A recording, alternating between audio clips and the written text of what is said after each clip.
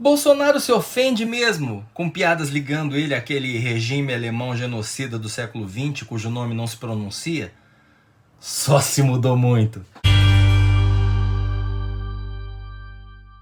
Salve galera, eu sou o Maurício Ricardo. Se você procurar charges comparando um dos maiores nomes da extrema-direita mundial, nosso presidente Jair Bolsonaro, com aquele genocida alemão com bigodinho de Charles Chaplin que causou e perdeu a Segunda Guerra, você vai encontrar várias, em vários idiomas, em vários países. Vai achar também textos sérios, fazendo analogias entre pessoas e ações do governo e pessoas e ações daquele famigerado governo alemão dos anos 30 e 40. Por quê?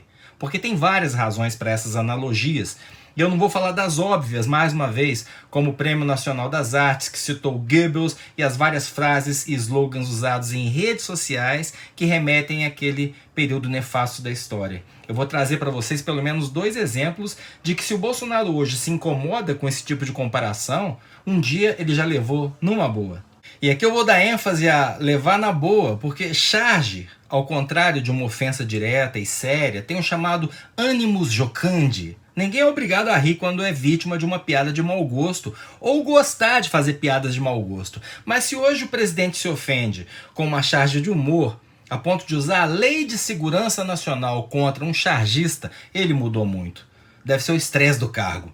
Porque a charge, obviamente, é uma provocação. Ela existe para isso. É a essência dessa forma de humor com a qual eu estreiei na carreira jornalística. Por isso, tenho um lugar de fala. E antes que você me diga que eu estou sendo corporativista, eu vou lembrar de que o deputado Jair Bolsonaro, ou então deputado, adorava piada de humor macabro ou ofensivo. No seu gabinete ele tinha uma charge. Mostrava um doguinho com um osso na boca e a frase "quem gosta de osso é cachorro". Essa brincadeira era uma resposta aos familiares das vítimas de gente torturada, morta e desovada pelas polícias e pelo exército na ditadura. Gente que queria enterrar os restos mortais dos seus filhos. Mas a charge mostrava, repito, um cachorro com um osso na boca e a frase "quem gosta de osso é cachorro". Não é um humor para qualquer um, né? Mas o capitão curtia uma zoeira. Não era à toa que ele levantava cartaz escrito "vai queimar rosca" na Comissão de Direitos Humanos e aceitava participar de quadros do CQC para confirmar, usando o detetor de mentiras, que já estuprou uma galinha, o animal. Ah, você pode estar se perguntando, mas estão comparando ele com o maior genocida da história, é diferente. E se eu te falar que ele já levou isso de boa? Postei mais cedo no Twitter e vou deixar o link de uma matéria de 2011 que diz o seguinte: retratado como nazista em um cartaz exibido por manifestantes durante protesto na Câmara, o deputado Jair Bolsonaro, PPRJ então, disse nessa quarta-feira que não ficou ofendido. Ficaria bravo se tivesse me colocado brinquinho, batom na boca e eles usassem isso numa passeata gay, tá ok? E ainda posou sorrindo e segurando o cartaz que mostra ele de bigodinho. É só clicar no link. Mas vamos supor que ele reagiu dessa maneira naquela época só para não pegar a pilha. É uma hipótese. O famoso apelou, perdeu. Ele pode ter ponderado e concluído: tô moído por dentro, a minha vontade é de chorar ou processar todo mundo, mas se eu morder a isca e revelar que tô magoado, a zoeira vai pegar, não vão mais me dar sossego e vão ficar me colocando bigodinho e me chamando daquele cujo nome não se pronuncia no YouTube para não ter desmonetização e menos alcance. É o que você, amigo bolsolavista, pode estar pensando agora, né? Liberdade de expressão tem limite. Não se pode comparar um presidente com o cabo austríaco, amigo imaginário do Jojo Rabbit. E se eu te falar que ele já fez exatamente isso? Tá numa outra matéria, também vou deixar o link. Essa é um pouquinho mais antiga, é de janeiro de 98 e o título é "Bolsonaro já defendeu estudantes que admiravam Hitler". Mais um daqueles títulos clickbaits? Não, a manchete até é suave demais, porque ele não só defendeu, como equiparou o senhor que se matou em Berlim antes dos soviéticos pegarem ele, com o Fernando Henrique Cardoso, no Congresso Nacional, um pronunciamento, palavras do Jair Bolsonaro. Quero deixar patente minha revolta com a grande mídia, um tanto quanto servil, sempre a imprensa, que criticou duramente o Colégio Militar de Porto Alegre apenas porque 9 entre 84 alunos resolveram eleger, entre Conde Drácula, Hércules, Nostradamus, Rainha Catarina, Átila, só faltou FHC, palavras dele. Adolf Hitler, como personalidade histórica mais admirável, entenderam? 9 alunos votaram nele, no Rio, como mais admirado. Se eles tivessem eleito o FHC, logicamente estariam elegendo o pai do governo mais corrupto da história do Brasil, porque ele não admite que nenhuma denúncia de corrupção seja apurada nessa casa. Ele não é exemplo para a juventude. Eu vou parar aqui porque essa parte didática. Em 98, o FHC era considerado pelo Bolsonaro o pai da corrupção no Brasil. Vejam como a história se repete, crianças. Ou pior, veja como o que tá ruim sempre pode piorar, né? Mas voltando, ele dá uma bronca no exército porque ameaçou censurar a revista e conclui dizendo: esses garotos, entre tantos outros, são filhos de militares e estão realmente carentes de ordem e de disciplina nesse país. Ou seja, ter pai militar não resolve. Isso explica as insubordinações dos filhos dele. Enquanto o nosso presidente da República não dá exemplo disso, eles têm que eleger aqueles que souberam de uma forma ou de outra impor ordem e disciplina.